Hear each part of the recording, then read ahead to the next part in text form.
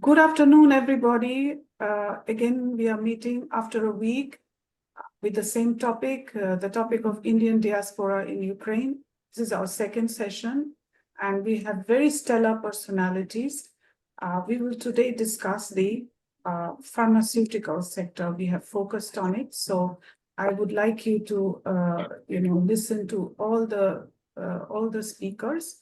And first of all, I would like to little bit quickly give you a show of a presentation. Do you all view the screen? Can you view my presentation? Yes? All right. So here, I'm repeating certain things I did last time. So certain slides will be repeated. That is, the motto, I believe, of all Indians, in a way, when we see some untoward circumstances, be the change you want to see in the world. We change the world through our existence. And we like to, usually do things which are important for us. And also, today, our focus, this project, let me tell you 1 minute of your attention to the project. This is a project of dialogue between South Asia and Ukraine. And South Asia consists of many other countries. We will be having dialogue with other countries and sectors as well. Our mission is to foster relations between people-to-people dialogue. And what is it we are doing through surveys? We did survey of school children. We did host discussions with students. I spoke before students of Indian universities. And we have a lot of storytelling sessions. And, we discuss analytical briefs and policy papers. And so we would like, the people's lives, experiences, they matter. And this is the idea, is to have the dialogue. And this relationship between people to people is something which is not so much present. And that's the idea. Now, let me again focus on what's a diaspora. The etymology of the word is dia is across, and spearen is to sow or scatter seeds. It's like, it derived from the Greek word, which means that the spreading of the seeds across some bigger space, which is, foreigners living, in different countries are the origin of their country being far off. So it is thought that they are like seeds being spread across the world. And in this sense, the word is used today. So the Indian diaspora will necessarily mean people of Indian origin settled outside. Now, I would like to show you certain graphics which explain you like the top countries of origin, how they changed from 2000 to 2020. You can see India has the biggest and the largest diaspora, followed by all the other countries that have the Mexico, then Russia and China. And you see Bangladesh and Ukraine is 6.1, that was in 2020. And it might have increased, although people who have moved from Ukraine are temporarily due to the war. Now, with regard to the regions, the Indian diaspora is spread across the world like this. So how many of us live where? This is a kaleidoscope that is, given through the world map. Now, let me also tell you the particular countries where, Indian diaspora live. These are the particular countries with the latest data. That is, of course, 4-year-old data, but I think it will soon be updated and not major changes going to follow. So we are here somewhere in this gray zone because, 12 million are unaccounted, not distributed according to countries. So we are in Ukraine and therefore we belong to this group. Our number is very less. But one of the things I want to say is that Indian Americans in the US, they are the highest earning diaspora, and also they have the highest education level. You can see the bachelor's degree level is 70%. While even we have Koreans and Chinese, they are also very educated, but they do have a little bit, they are below us. So you can see that the US average is 28 and we have the 70. So it's quite a remarkable figure. Now, Indian diaspora in Ukraine, I'll say just a few words, not much to say, because it may be from a few hundred to 1,000 or more. Because of the war situation, we cannot have an estimate today. Before there were more, and I would not like to deal with the numbers today because it's not very professional to deal with numbers. Temporary residents, there are many more, of course, but nowadays also not many temporary residents are here. And students do not in the narrow sense belong to the diaspora because they come to study and then they go off, So the pre-war estimates was 19,200. And at least I know that almost more than 2,300 or even more are continuing their education, and even more are in different cities. And some of them are today present in our discussion. I would like to also highlight who were the guests last time. This was Ram Dange. He's in agribusiness, a very prominent member of our diaspora, gave a lot of humanitarian aid, the food aid especially. He's present, he will participate in the discussion. We had Dr. Alok Batra, who is a very stellar personality, as a presidential award-winning surgeon and president of the Diaspora Association India Club. He had a very moving presentation last time. And also we did not have Kuldeep Kumar, who is of course the CEO of the new Bombay Palace restaurant, and everybody knows him, also a very popular figure in the diaspora. And of course, final and not last but not the least, that was the last session, it's Nagendra Parashar, who set up the Parashar Industries manufacturing prosthetics, and his company is helping, as you know, the prosthetic need for those wounded, not only at the war front, but for children, but for ladies and, older people. His company is doing a lot of service to Ukraine. Now I'll tell you a little bit of a focus. This is something I would not stretch beyond the knowledge of the colleagues I have today who will present it to you. They know much better.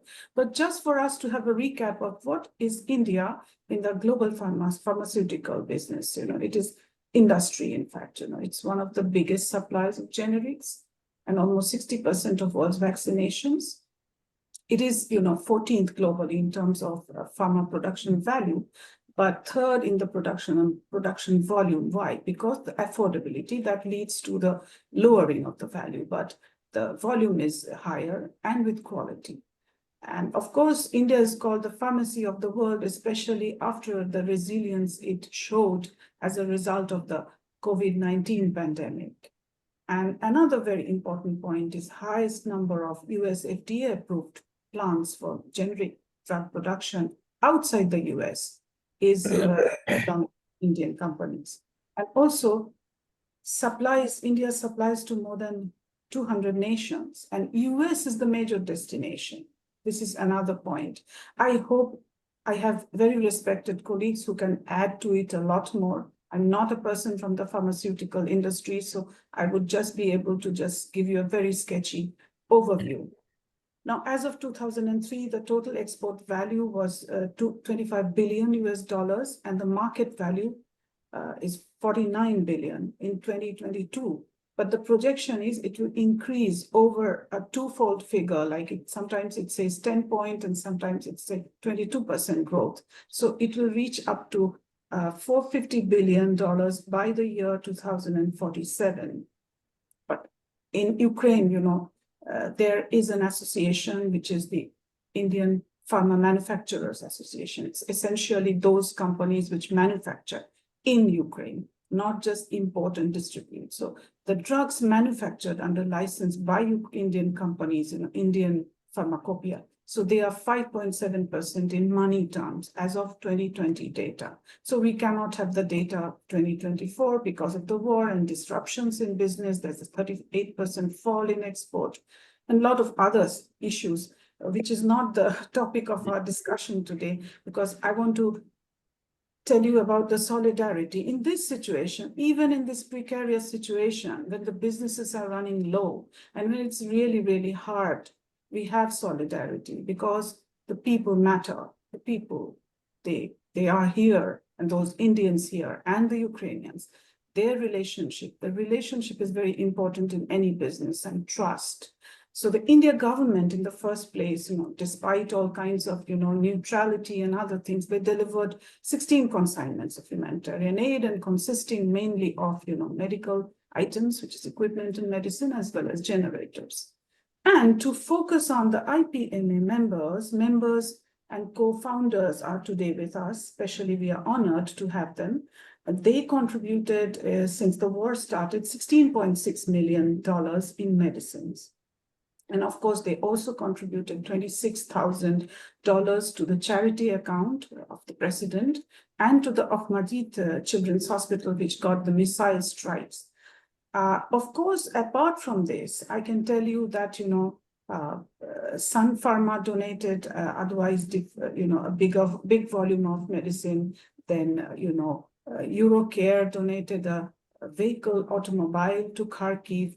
And of course, DIA Pharma did, have their staff work as volunteers in different hospitals and other things. Individual companies and humanitarian donations also matter.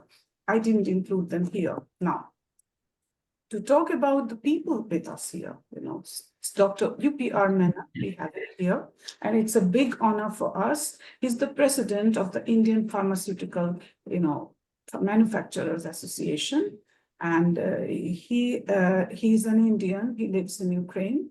He is a Bachelor of Science from the Kerala University, and after finishing his bachelor's, he came to Ukraine to study. That time it was Soviet Union. He studied first in Vinnytsia, but then he was the first medical graduate of the Odessa Medical Institute, which is a great honor. And of course, after that, what's very important is 1987 to almost 1995, he worked as an orthopedic surgeon back home in Kerala, and he practiced medicine. After that, since 1996, he has been in the pharmaceutical industry. He has been an entrepreneur, very successful one, in the region of the CIS, representing various companies. And today he is the president of the IPMA, which is the Indian Pharmaceutical Manufacturers Association. He's settled in Kyiv. He has a family. He has a son. And I would, later give him the floor. So the next person we have is today, and you can see his quote, what he believes in, is President CEO of Euro Life Care. So he's Sanjeev Bhagat. It's a very great friend of ours, and he's the president. So since 1995, he has been living in Ukraine. His motto is he embraced the culture and spirit.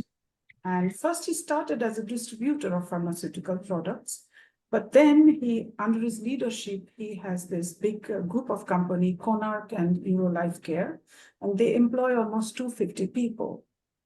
And it's one of the top 25 companies today in Ukraine.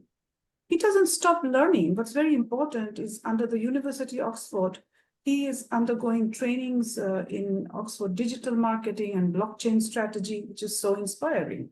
And of course, he treats his company like his second family, a big family, and for which, he really feels they have done a lot.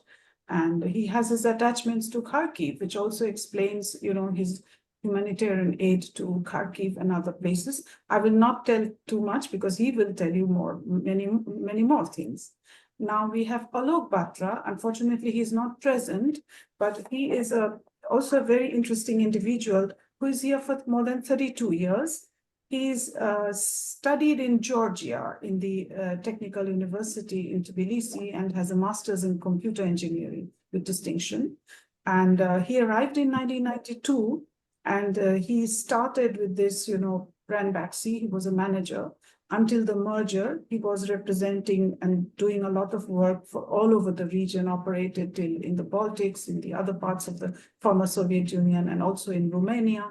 So since March 2015, he is the head of this Sun Pharma, which got a different name, the merger with merger and Ranbaxy and Sun Pharma as they got merged. So he leads a group of 120 professionals.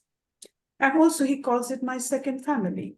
And during the invasion, after the full-scale invasion in 2022, his company set up an operational rescue or safety security team in 2022. And his main goal was not to lose employees because, people mean a lot. And they also supported financially and also relocated people. And as well, they have supported the military units and hospitals. Medical products they gave to the amount of 22 million Ukrainian currency. Also volunteer support to many of the military forces and others. Spared his apartment, he spared it for displaced people to stay for some time. So that's a unfortunately he's not present. I would have loved if he would have been present and talked to you. But then one of the very, very important person we have today, and he made his time to come, is Thamarai Pandian. He's the founder and CEO of DIA Pharma, and also he was the president of the India Club from 2012 to 2017.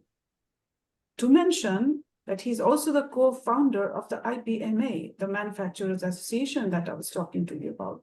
And a very interesting facet of his is a very all-round personality.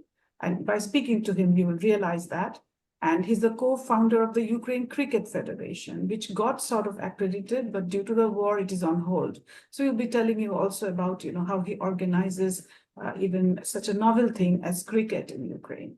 I would now stop here, and then I give the floor to Dr. UPR Menon to continue, please. Good afternoon. Thank you very much, Mridula. Am I audible?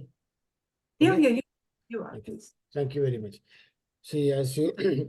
You have to sit a little bit behind so that we have your full... Okay. Is that right? As you mentioned in your presentation, pharma is one of the sectors where India has a good presence all over the world, and especially in the ex-Soviet republics. So even from the Soviet days, Indian pharma was very popular, Indian products were very popular, and people were very familiar with the Indian products. That's how even after the disintegration of the Soviet Union, Ukraine had a very large presence of Indian companies. And fortunately, I purposefully said fortunately, because nowadays we have only those companies which really bring quality goods to people in Ukraine. But you have been mentioning the export of India to all over the world, and looking at the last Q2 of this year, 2024, and the export stands at around 4.7. The market stands at around 4.7 billion USD, Ukrainian market. That includes drugs, cosmetics, food supplement, and medical devices. So there is a growth. We can see a 19% growth in the market. And as far as the Indian companies, Indian share is concerned, we enjoy 3.7% of the share, which is, again, there is a growth of 29% growth in USD.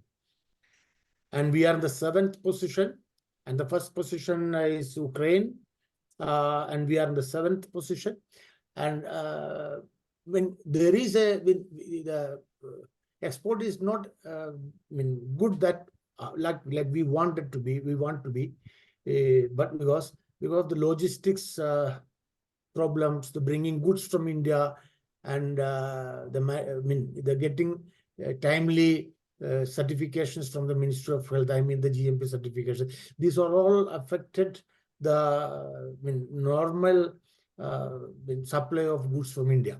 Our colleagues who are in the conference can slightly explain to this, because they are all bringing a number of goods from India. And they are all facing these problems because now they have to reroute through Poland, Romania, and Germany, European hubs and all. So this is one of the problems which we face in this in this time when the war started. But still, we our companies, all our members are actively participating in the humanitarian aids and the supply of medicines to the army hospitals or hospitals where people are in need of it. And we have been, as you correctly mentioned, we have 2022, since the onset of war, and 2023, we have supplied goods worth of 16.6 million USD, the market value. And again, we have even we have financial aid, we have contributed even to the restructuring of the recently with Ahmadiyat, which was attacked by the aggressor country. And but it's a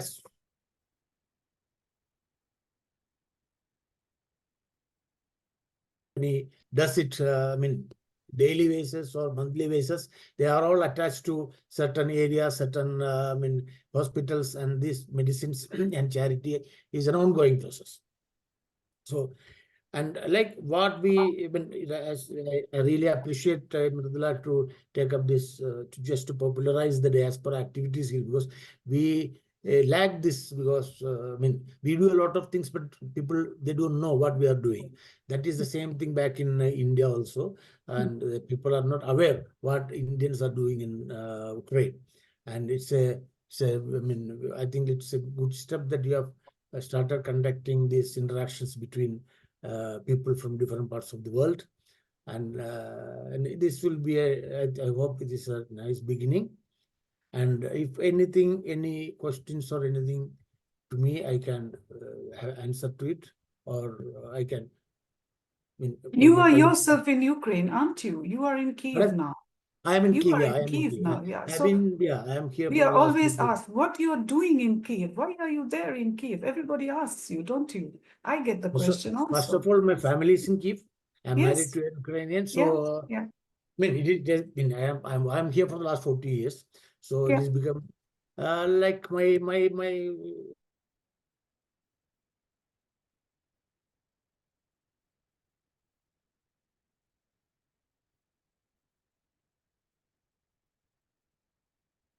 It's a bit frozen, right? Your image is a bit frozen for the internet, maybe. There's a Yes. connectivity issue in terms of Yeah, yeah, yeah. used to.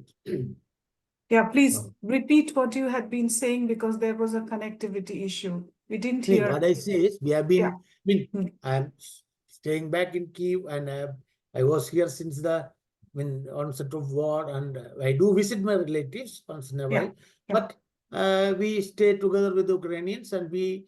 Yes. Mm-hmm.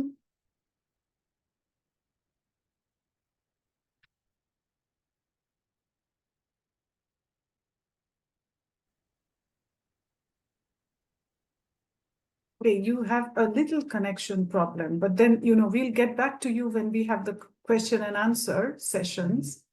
So,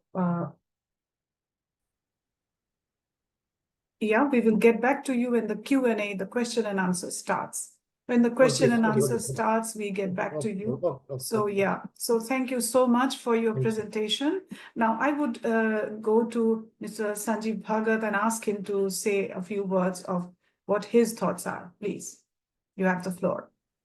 Thank you, Mridula ji. And as Dr. Menon said, that it's a really great initiative from your side to connect all the Indian diaspora.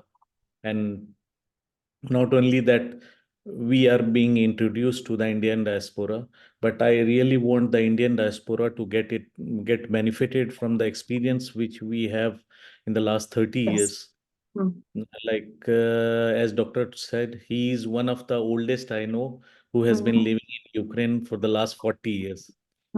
He has studied here also in Vinnytsia and Odessa, if I am correct. But as per other colleagues, I have not studied in Ukraine. Like I came to Ukraine in 1995, and it was my destiny that I was supposed to come to Ukraine. Otherwise, I have done my mechanical engineering from BIT Mesra, Birla Institute of Technology, in 1988-92 batch, mechanical engineering. Then it was the time in India when economy was opening. If you remember, Dr. Manmohan Singh had become minister, and somehow the exports was opening from India, and even import and export business became very lucrative for all the like businessmen. I belong to a very normal middle class family. My father used to work in Sale, Bokaro, Okay. coastal city.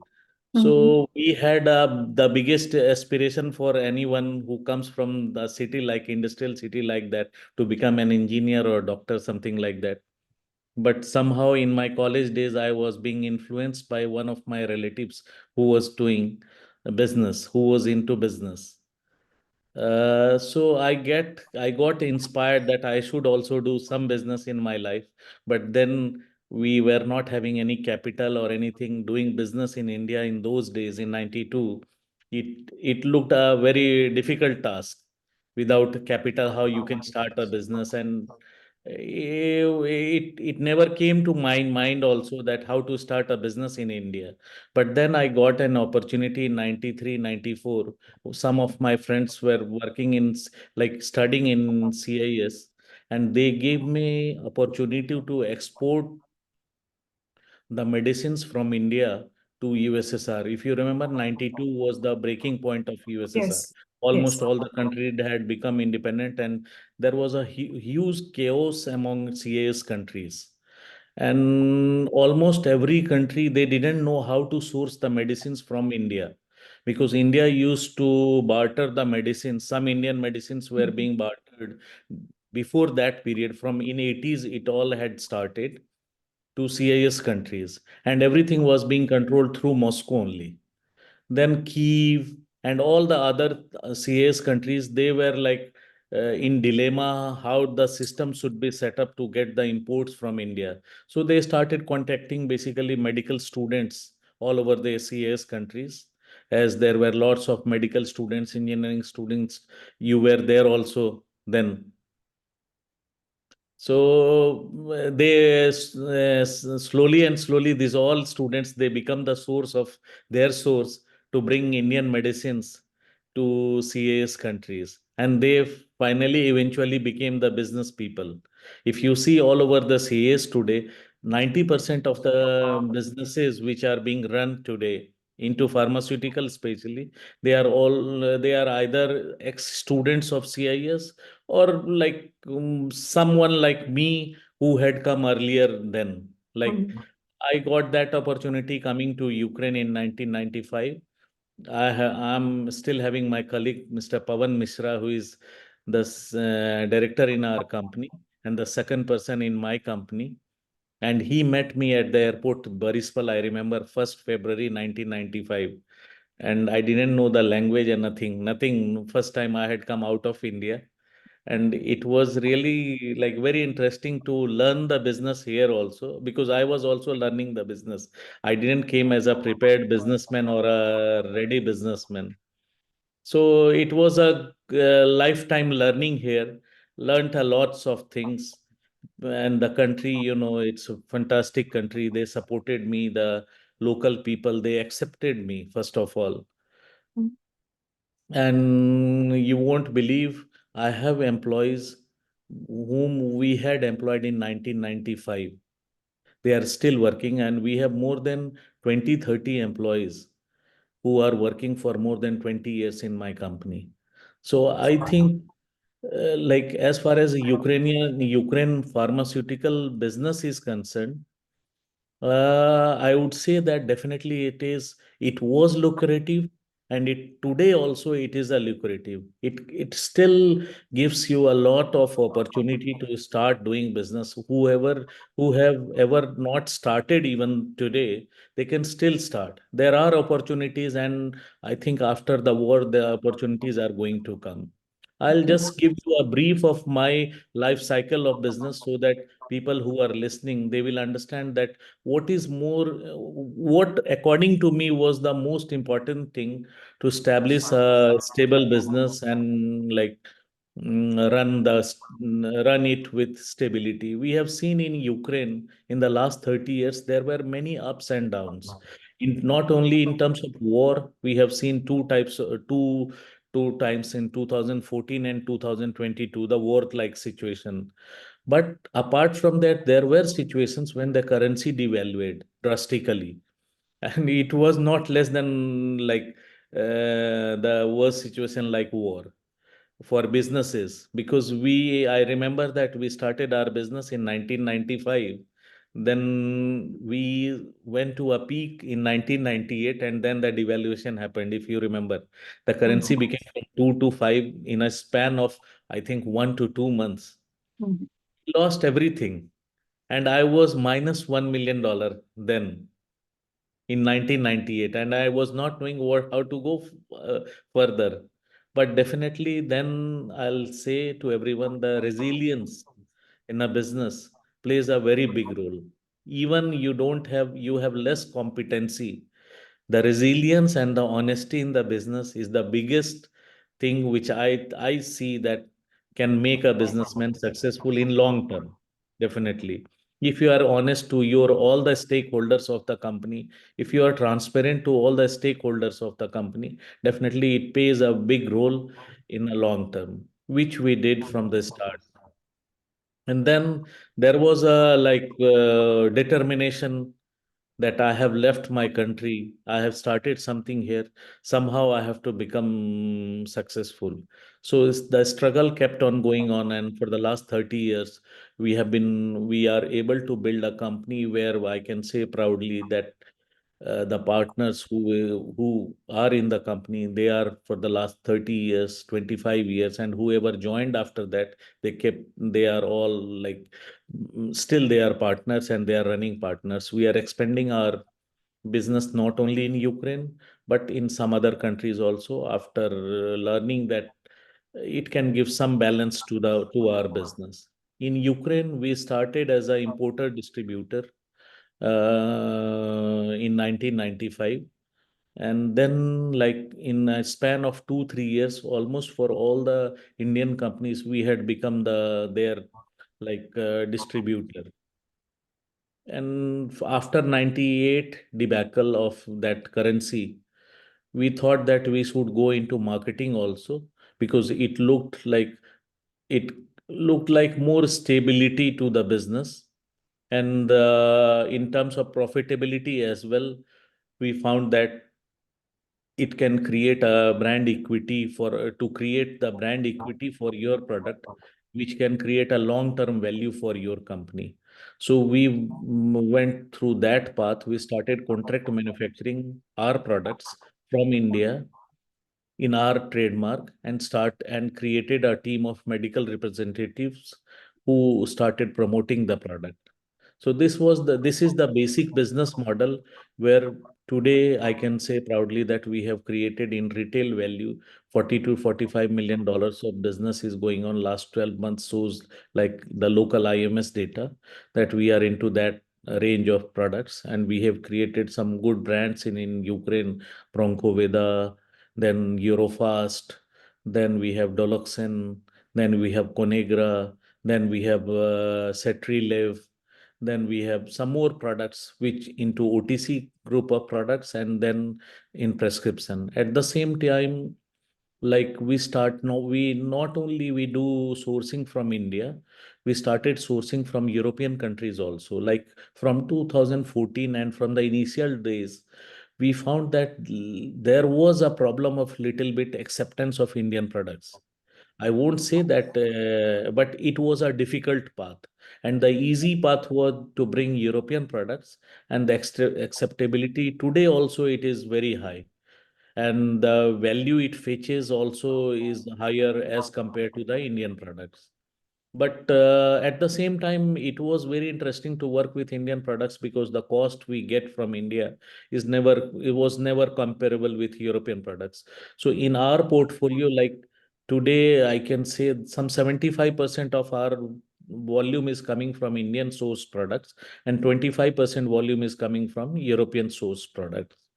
Then we entered the third model was that, and the market keeps on changing in the last 30 years. Like earlier, it was more distributor oriented. Then it became, after 98, it became marketing oriented.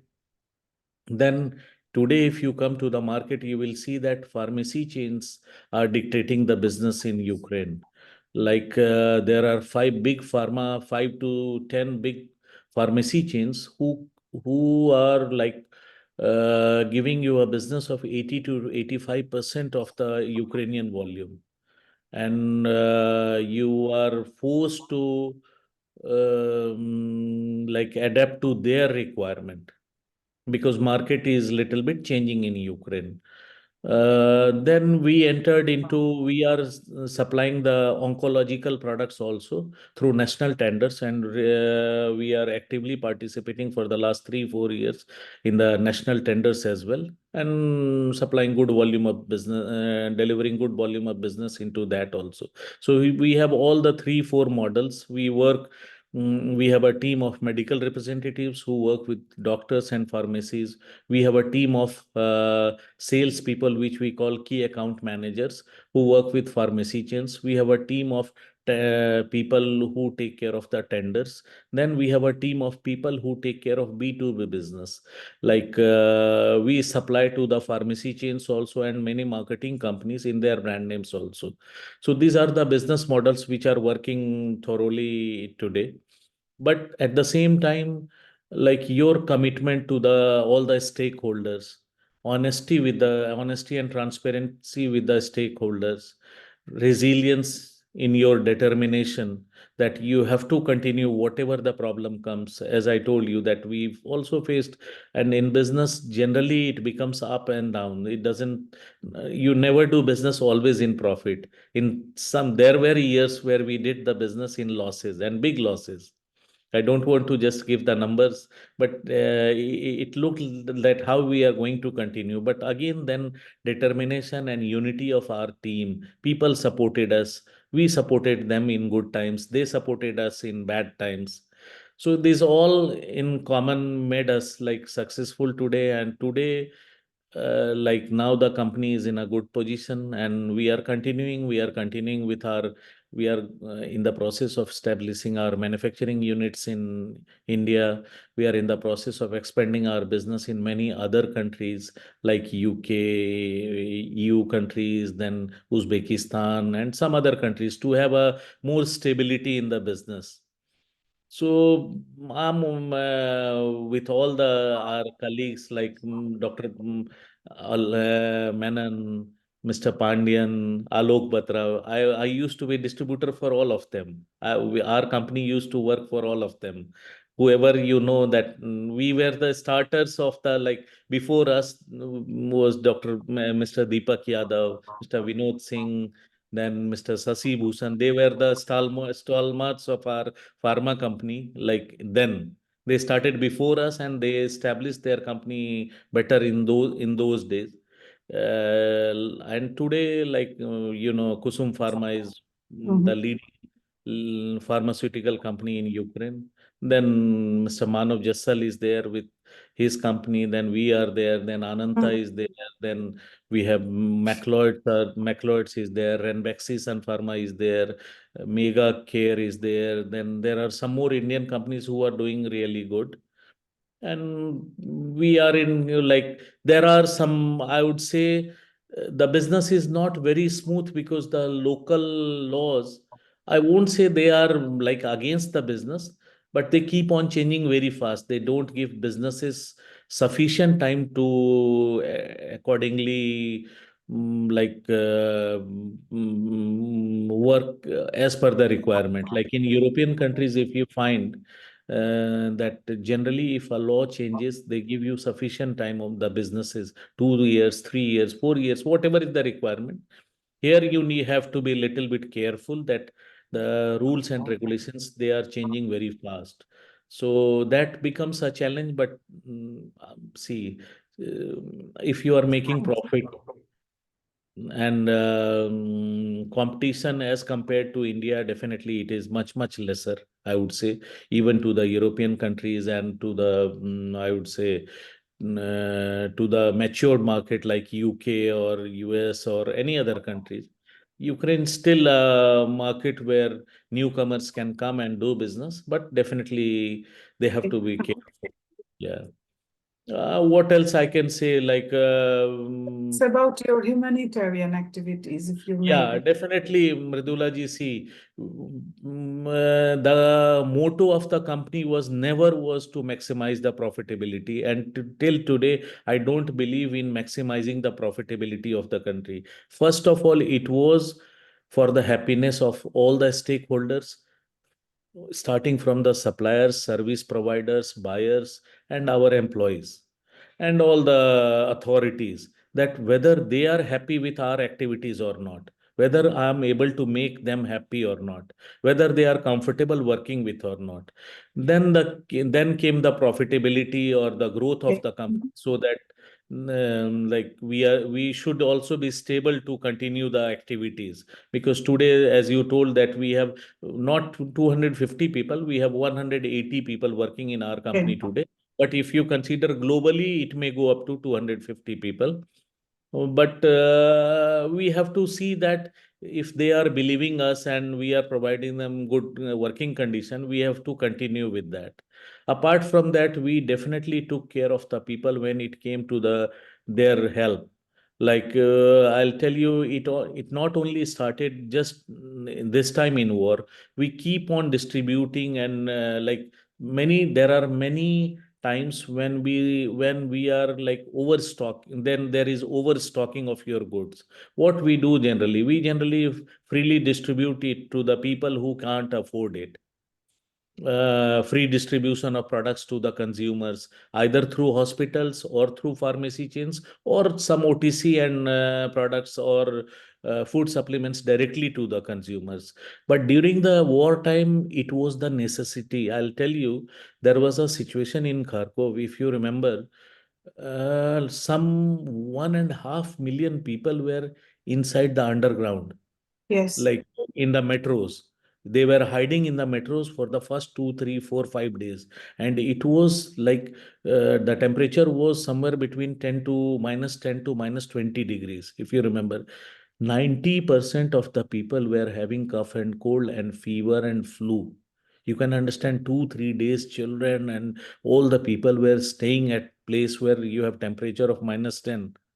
There is no temperature control, nothing was there, no heating system. Almost 19% of people were coughing. So we, with the help of local FDA and local mayor and local governor, we whatever was available, because we were not knowing what is going to happen to our warehouse then, and the volume of goods of like the stock level was up to 15 million USD then. We thought we are going to lose everything, because you remember the first 3, 5 days or 10 days or even 1 month of situation. We Yes. thought that we are going to lose Kharkov, right? So we opened our warehouse and told that it is better to distribute all the products, whatever is required for the local population. And we were being appreciated, not just for the appreciation, but it was like our duty. We think, we thought that it was our duty to help the local people, to help them whatever we can do. So we did it. In terms of volume, I don't want to say like whatever we did, it was the need of the time, and it was our duty, what I understand. Like we help them in many ways, not only that distributing to the hospitals, also we help them through ministry involving in embassy, we help them. Whatever is possible, we are doing that. We have earned all these things here only. Yeah. So we are doing everything to help them, and we'll keep on doing that. And that, what I understand, that is our like we especially help with the local SBU also, with drones and everything. Whatever is needed, we are doing. Yeah. What is possible to Yeah. us, because see, helping, it is not fetching us any like monetary value or anything. See, it is our country now. I understand. Like I have spent 23 years in my own country, my birthplace in India, and last 30 years I am living in this country. Mm. And I have earned whatever I have earned, my name, fame, money, reputation, my family, my colleagues, and everything is in this country. So we are doing everything what is required in this country, and we'll keep on doing that. And I am really thankful to you that you are bringing these things to the diaspora also, and whatever you are doing for the country is also a great achievement, like a matter of great appreciation.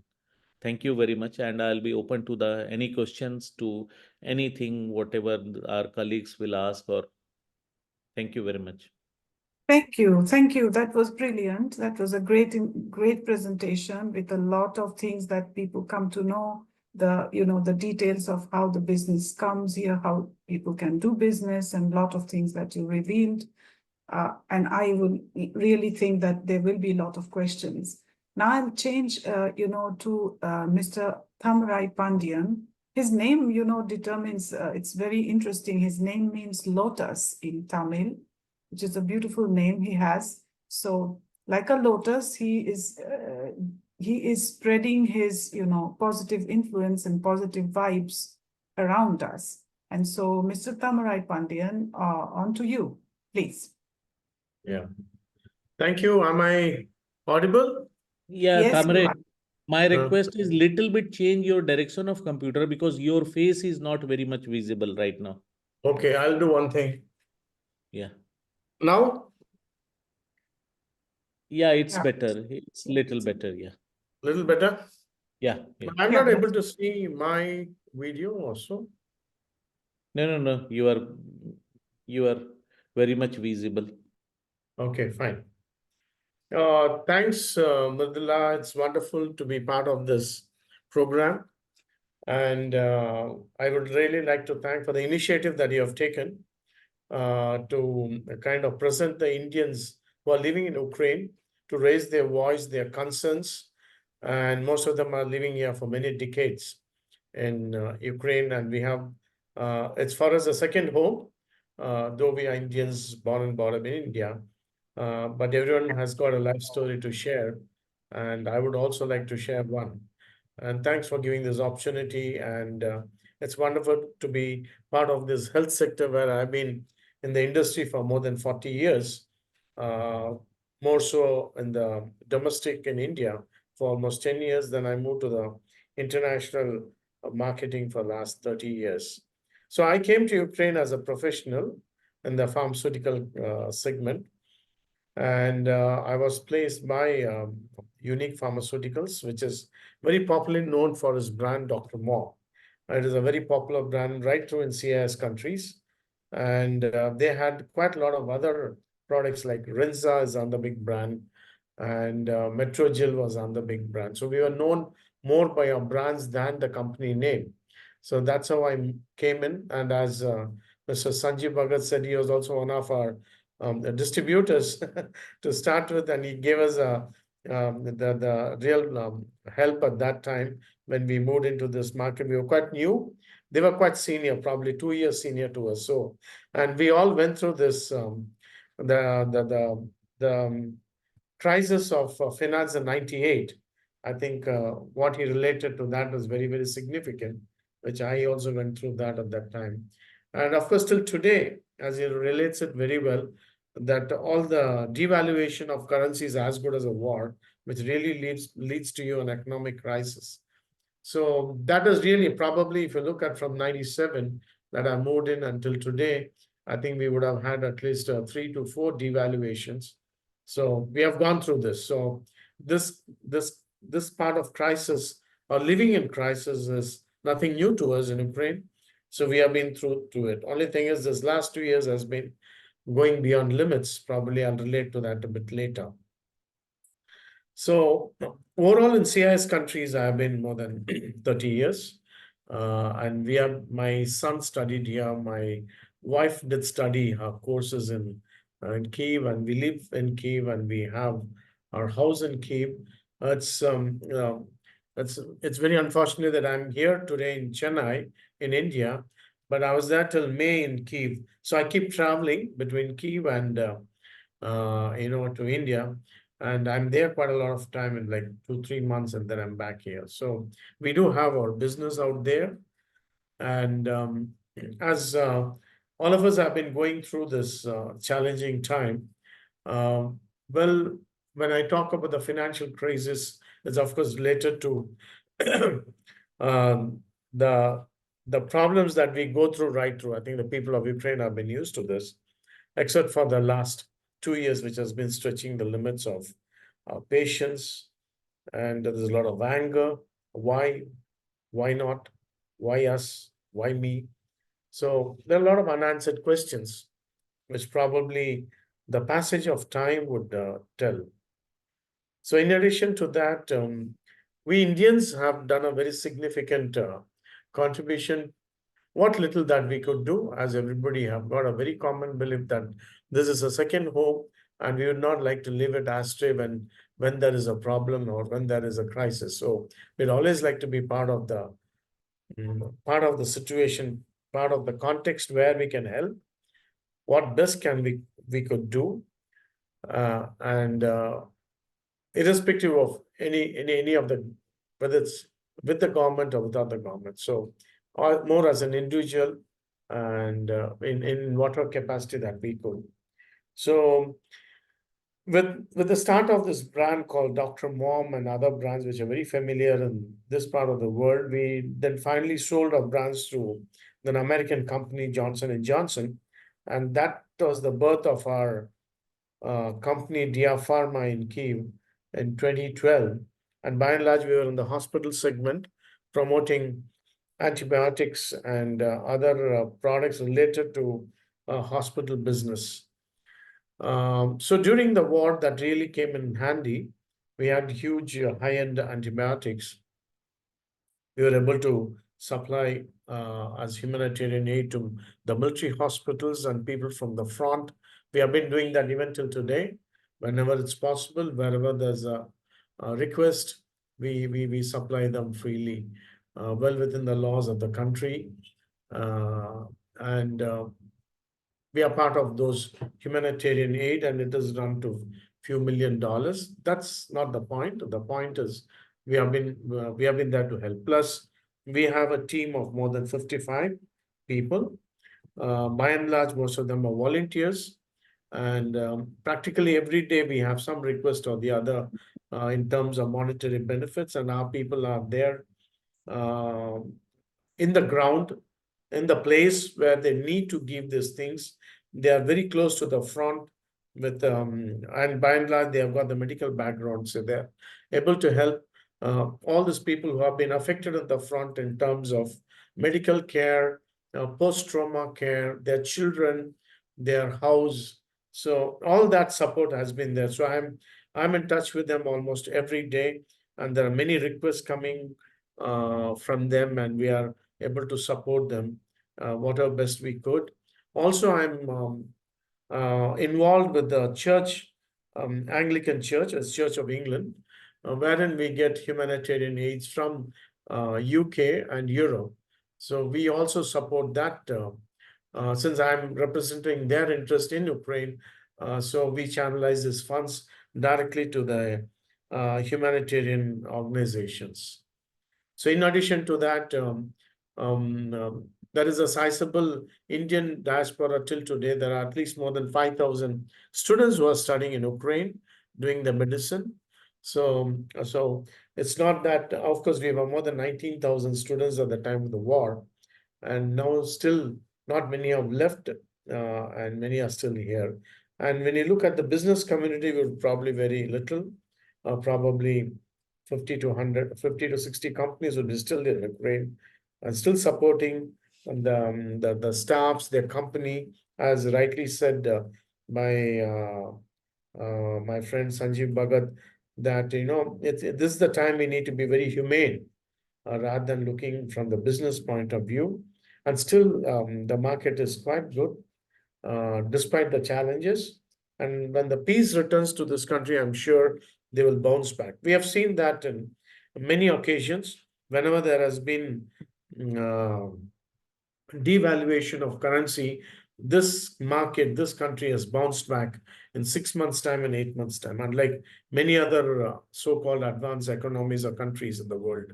So that's the spirit of Ukraine, and that's the spirit of the Ukrainians that has really taken this long to defend itself, its rightful,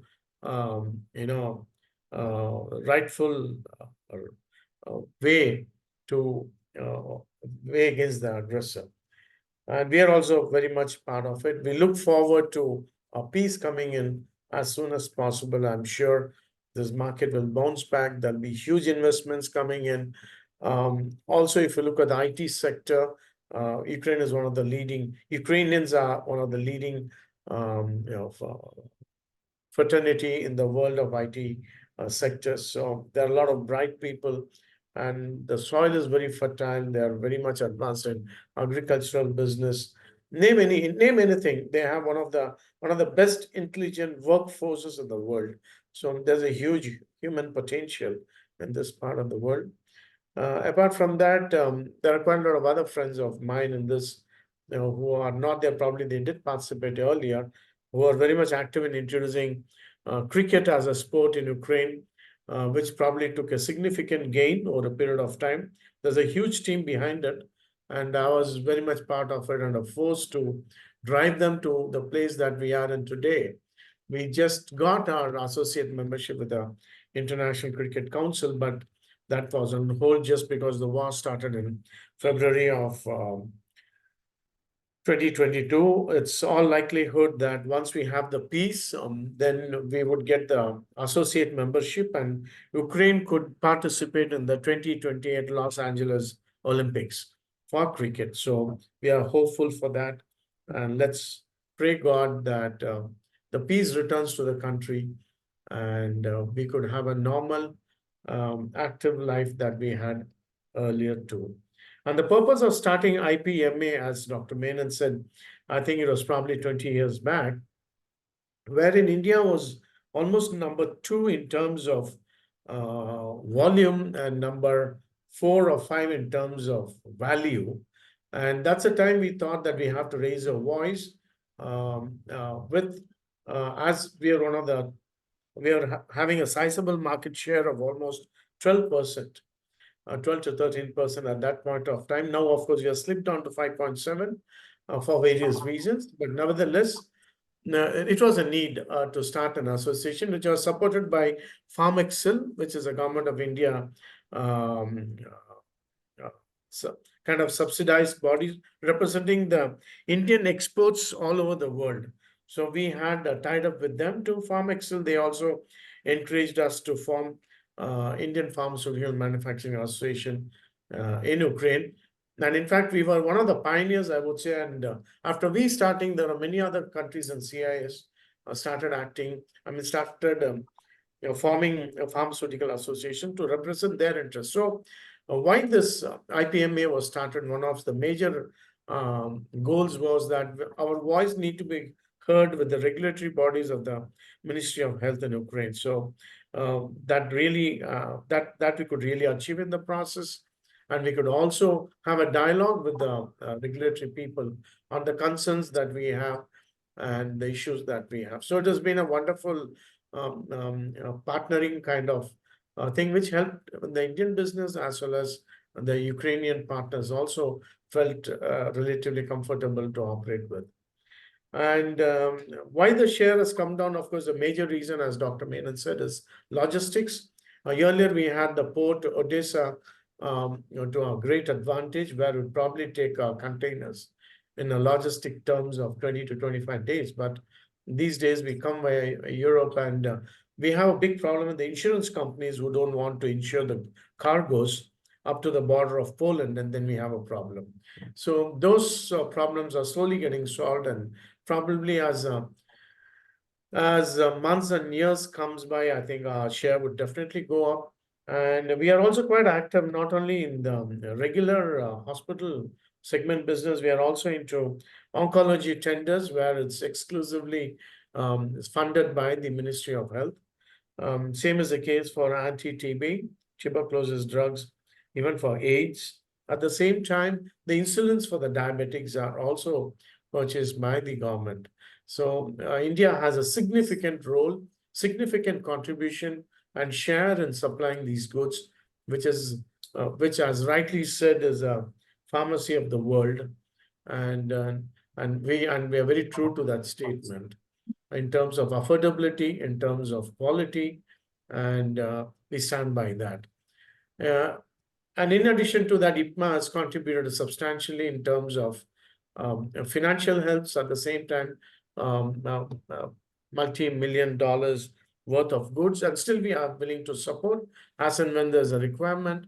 We have also been in touch with the Government of India, Embassy of India in Kyiv. We have been licensing with them.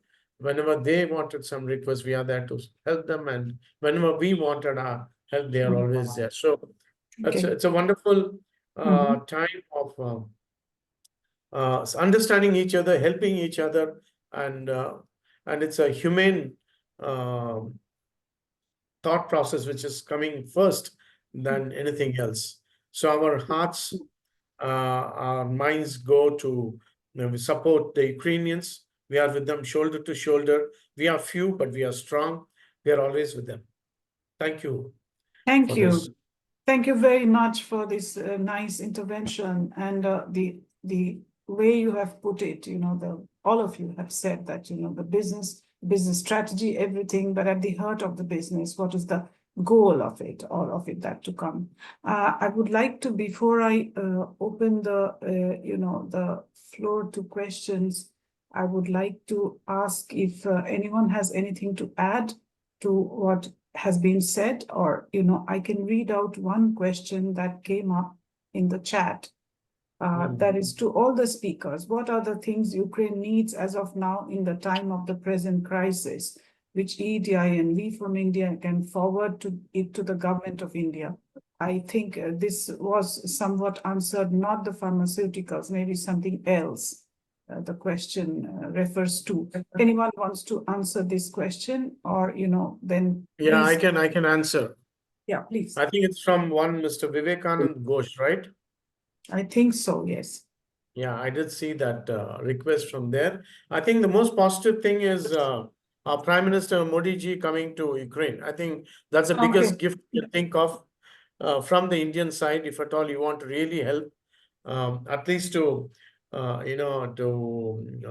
offset what's been happening. I'm sure all the world leaders have come to Ukraine and seen what's really happened, the damages that have taken place, and how the people are suffering. I'm sure it's high time our Prime Minister is here. I'm glad that he's planning a visit.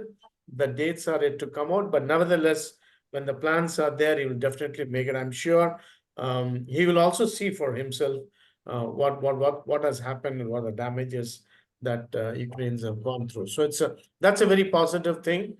We could always share that. I'm sure people of Ukraine and Indians in Ukraine are looking forward to his visit. And I'm sure if that can have a significant media presence at whatever little capacity Mr. Ghosh can help, it'll be great.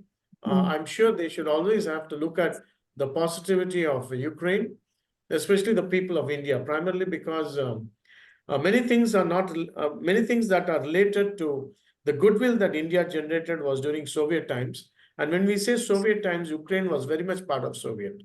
Please don't forget that, is one. Number two, all the 20 rupee, this was a deal when President Abdul Kalam and President Yushchenko was there. All the 20 rupee notes, that papers came from Ukraine. Please don't forget that. 80% of Indian population are using Ukrainian palm oil. So some way or the other, the population is very close and dear to Ukraine. So with that, at least you are consuming that kind of Ukrainian some way indirectly. So people are not aware about that. So I would appreciate if the Indian media could make that a big noise and say that, look here, how India is close to Ukraine. People are not aware about that. So that is something which I would like to highlight on, how it's very close. And all your look at any of the sporting events. Also, Ukrainians are very much there in India in terms of your IPL tournaments, your cheerleaders and whatnot. They're all from Ukraine. And you look at the Bollywood films, there are quite a few films that have been taken in Ukraine. Especially Kyiv city has come, and quite a few films for the songs and things like that. So there are a lot of things between, and even look at the ISKCON and the other religious Hindu activities, you find sizable Ukrainian converted who have gone and become Hindus. It's a significant number in Ukraine. Yeah. I just wanted to add one more thing. Yeah, please. When our Prime Minister Shri Modi planned a visit to the Russian Federation, we had sent an open letter to Modi, urging him to reconsider his or rethink. And Okay. either he should consider visiting Ukraine also. We had sent a letter to him, and we have expressed our concerns also. That's a Yeah, very thank you, good, Dr. very Menon. good Yes. initiative. Yeah. Yeah. That's very good that you have put your voice in it and you've made your voice heard. That way, that has worked, I believe. More questions, please, from the floor. Anyone? To the speakers, please. Yeah. Maybe Yulia, you want to speak? Please. Yes, if no one wants, I will ask few questions. But first of all, of course, I want to say thanks to our Indian friends for their dedication, for their support to Ukraine in such a hard time. Really, thank you very much for your activity, for your engagement, and for the fact you are staying here in spite of the lifestyle we are providing now here during the war. I have one question to, general question to all participants, and it concerns the communication problem between Ukrainians and Indians. I guess all of you have some relatives, some friends in India, and I'm very curious whether you have some communication problems with the people there, because of different information and different attitude to the war.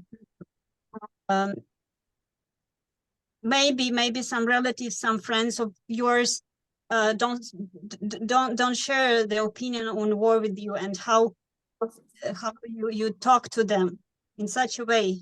Do you try to convince them, for example? Okay. The first general question, and second question to Sanjeev ji, to Mr. Sanjeev Bhagat. You mentioned that you have actually hard time with Ukrainian bureaucracy, with the changing of regulations and rules, very fast changing. I of course, maybe not a question for you, but I'm not a lawyer. Yeah, I don't much engage in these issues, but I'm curious, what the nature of these changes? Is the law is improving, or it just changing for the change without any reason, because Ukrainian bureaucracy is just ugly and just inconvenient? Like, what is your opinion? How do you think? What is the reason for such changes in Ukrainian rules and regulations? Thank you. Thank you, Yulia.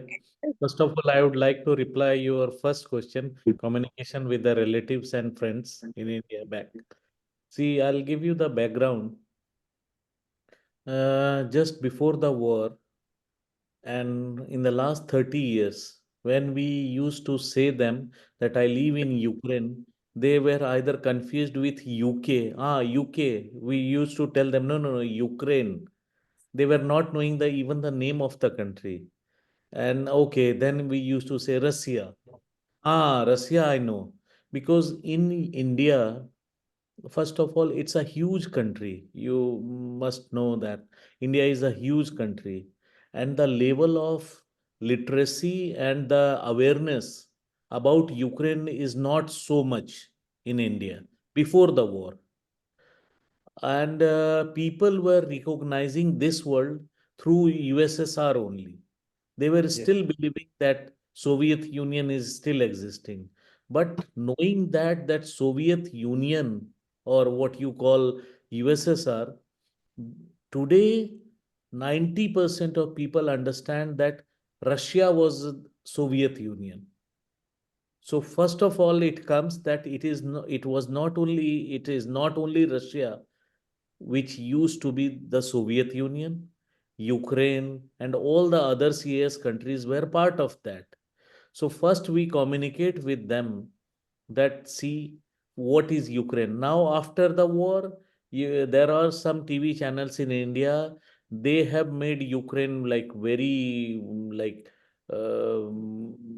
popular in like whatever terms what you say. Now people of India know what is Ukraine. First of all, it's an independent country. Or for me to convince, see, India is having a deep relationship with USSR. And USSR, as I told you, means Russia. So people understand that India is having a very good relationship with Russia. And in fact, also in real terms, also there is a big dependency of India on Russia also, even today, in terms of war or some technology or nuclear power plants or whatever it is.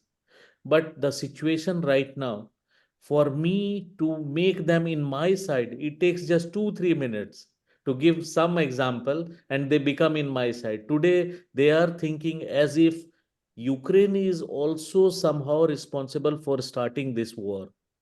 Then I make them very clear and I just give them one example and very small example.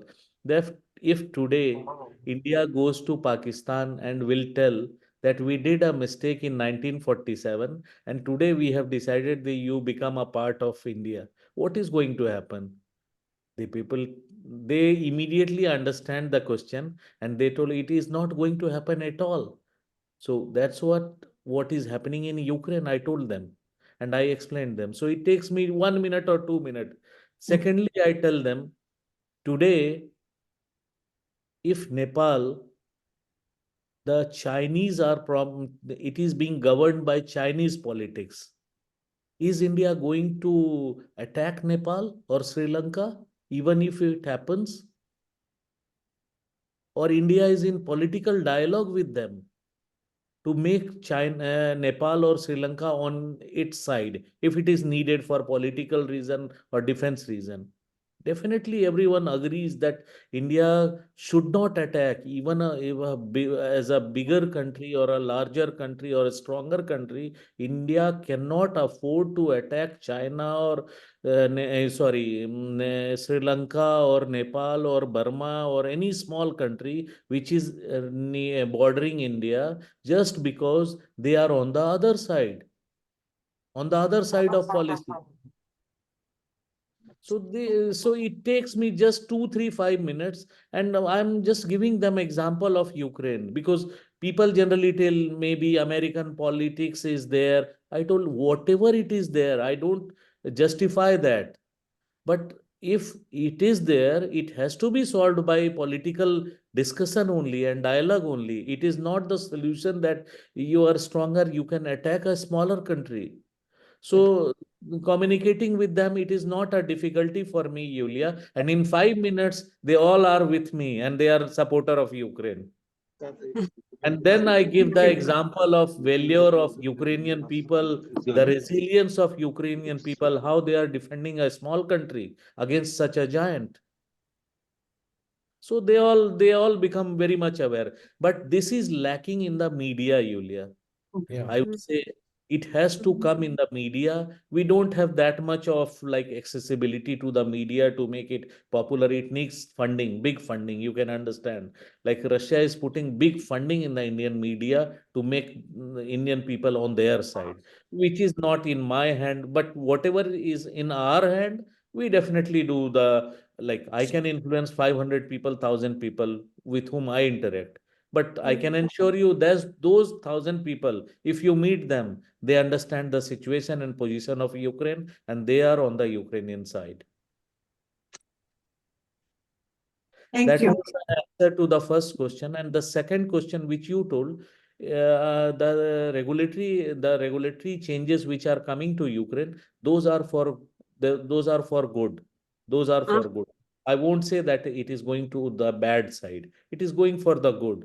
But you understand that the adaptability of the business also should be taken into consideration.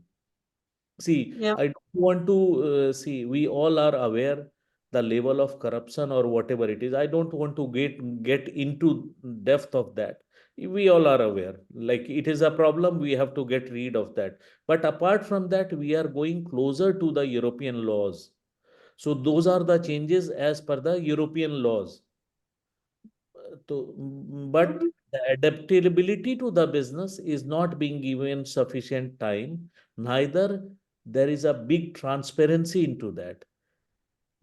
Law is being taken into care into the change, but with some Ukrainian conditions. If it is 1:1, then it becomes very easier to follow, because India and Indian companies has been working with US and EU and UK for a long time, for the last 20 years. They understand very well the laws of EU, very well the laws of US and UK. Like Ukraine is adapting the law of EU. If it comes 1:1, it becomes easier for us. But if it becomes specific Ukrainian customized, then it becomes very difficult for Indian companies to adapt to that. First of all, it increases the cost of the product. Ultimately, Yulia, what I am telling you, that whatever these changes are, it costs to the consumer. So authorities have to be very careful that if they are implementing some law, whether it is going to affect the cost of the product or not. Ultimately, common people is going to pay that. That is mainly our concern. If I can sell a product for $1, why I should sell it for $2? Just because to adapt to the local law, then there is a fault in the law. We have to see the law very carefully, because all the laws are for the people only. Yes, we have to maintain the quality, but at the same time, we have to see whether we are making any specific demand for a small country like Ukraine. Then it becomes difficult. That was my point, Yulia. I think I made my point very clear. Yeah. Yes. Thank you. Yeah, we will try to deliver this message to all the possible platforms we influence too. Yeah. Yeah. Thank you. Thank you for the question. Any more question to the speakers? Please I raise just your want to add one more point. okay, please. What Yulia was asking, she asked a very gentle question of what is the perception of the war from the people of India. I think by and large, Sanjeev has very much told in terms of the media influence of the aggressor country is one, and there's a misconception and misnotion of Soviet Union and Russia and Ukraine. This war, whether you like it or not, has really created a lot of awareness of Ukraine as a country in the world, more so in India. So there's more than 90 to 95% of the people who see the news know that Ukraine is a separate country and they are fighting for themselves, for its independency, and saving themselves from the aggressor. So that's well understood. But India's position also is very clear, being a neutral country. They always say, go for a dialogue, and we look forward to the peace. And a point that you need to understand in the context of the so-called allies and the powerful countries are, 1971 war is a classical example of how India helped Bangladesh liberate it. India was the force to liberate Bangladesh from Pakistan. And they just liberated that country, didn't even take an inch of a land, nor did they influence them for any of the projects or anything to do with India. That is the greatness of this country in the world, where when we help, we really help not with some kind of political gains or business gains. We do it generally from a human point of view. We liberated Bangladesh. We didn't do anything after that. We just were on our own. We said, look, this is your country. You do whatever you want. Even till today, India doesn't influence anything to do with Bangladesh. So that's the way we help. And this is a big lesson or a message to the superpower countries to understand what you do and how you go about. Thank you. Yeah, thank you for that answer. Very, very pertinent answer. I wanted to ask Mr. Ram Dange, because if questions are not there, he wanted to make a rejoinder to the session, and we would welcome anyway discussions. I would then summarize, please. Yeah. Thank you, Mridulaji, and thank you very much for your efforts and today is a second series of interviews, dialogue with diaspora. I And hope not speakers the today- last. Not the last. Yes, and the speakers today are stalwart of Indian community here, self-made personalities. They are inspiration, and personally to me, all three of them are my guru and inspiration. Now in this Ukraine's hot weather, we see that there is a jharoka of hope that is coming in, और मोदी जी के आने की आहट अभी सुनाई दे रही है अचानक. So I have to it's- translate because not everybody will understand if you speak Hindi. Okay, sorry. Then I will It's continue okay. in English. Yeah. I said that now we see some ray of hope that is approaching to us, that all of a sudden Modi ji has decided to visit Ukraine, because why it is so important, because Ukraine's enemy, they do not, and particularly Mr. Putin, they do not want to see Ukraine as a independent, free country. And he has questioned on the existence of Ukraine. And Modi ji coming in ahead of Ukraine's Independence Day, visiting Kiev, will be great recognition by India to Ukraine's independence and freedom, and to the country we all of us love, and is a beloved country for all of us. So be the change which you wish to happen in this world. Before the world changes, for sure, we will like to change Ukrainian war situation, because it's country of our children, and whatever many of us are relatives of this country. Many of us have made fortune living in this country, and it is our second motherland. So I think that as Modi ji is going to come, we as Indian diaspora and Indian students here must make a petition or a appeal directly to PMO office, where we appeal for Modi ji's best effort for the peace process, taking into consideration the territorial integrity and the justiceful decision on the peacemaking process for the Ukrainian-Russian war. So why I consider that such appeal is very important to be made now, immediately before he come? There are two reasons. Number one is I consider that there is a huge lobby, and which is pro-Russian, even among the Indian ministries and Indian diplomats as well. And Russia has a very big presence in India as well. So that lobby will try to somehow affect this decision, and it may be that the visit will be either cancelled or postponed, or kind of a fear that exists in my mind. Secondly, if Modi ji is coming to Ukraine, and it is a historic visit, and as we know that only Indira ji during Soviet Union's time in 1983 or 94 visited 82. 82. Sorry, 82 visited. Of that time, Ukraine's SSSR, Ukrainian USSR, and now it is going to be a historic visit. I wish that Modi ji meet us. Modi ji meet Indian students and Indian diaspora.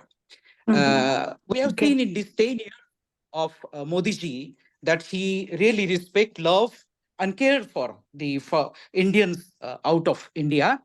And we have seen the Ganga operation.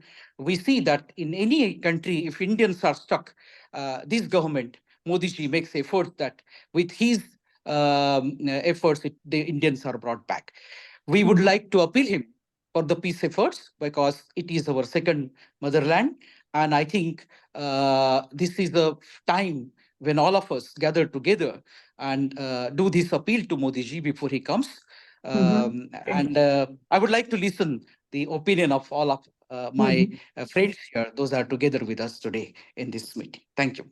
Thank you. Thank you for the proposal. I think, you know, on coming Saturday at 4 o'clock, at 2 o'clock Kyiv time, we will have another session with experts and with others that we are planning. So on the future of Ukraine-India relations, keeping in mind Mr. Modi's possible visit. So we can elaborate and discuss it then also. Now I think people can voice their opinions, or people can think, and we can come back on the third, because I have a notice that in 30 minutes they will switch off my electricity. So be careful of that. I might have to disappear, and the recording and everything, so that it doesn't get spoiled. Okay, so I really honor your commitment to the petition and to all the other things.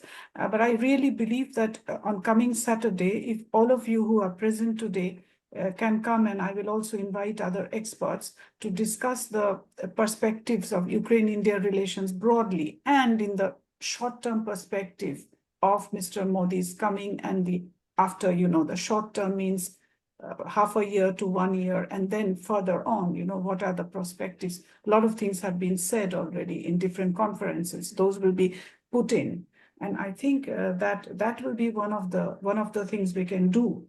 And at the end of that session on Saturday, we can probably even jot down the points we would have for any such, you know, appeal. I would say not petition, but appeal.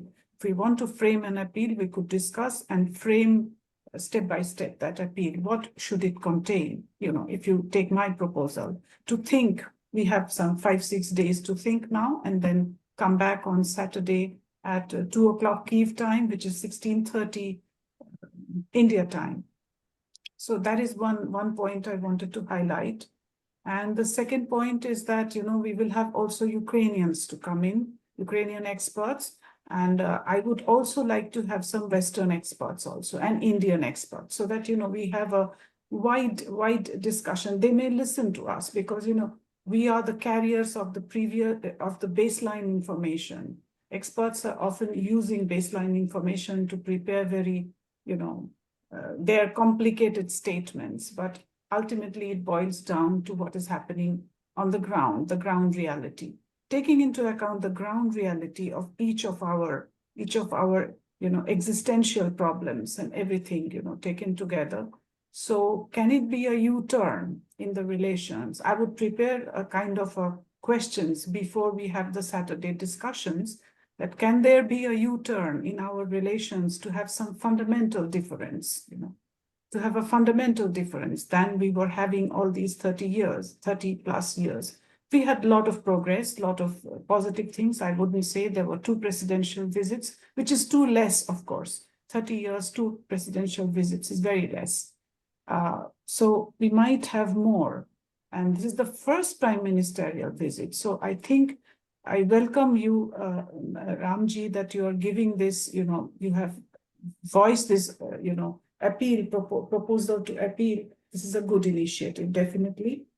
What do you think? I think we can sort of like think and discuss it coming Saturday. Anyone would like to say anything on this point, please? And then I will wrap up the discussion and finish today, please. Anyone wants to have anything to say right now? I have one point. I endorse Ram Dange's view in the sense there's a huge fear of the lobby work that's happening. That's why the PMO's office is not able to commit the dates. So it will probably come at a very short notice. We need to be prepared. We also need to be prepared that maybe he'll not do it this month, maybe next month. I'm not sure.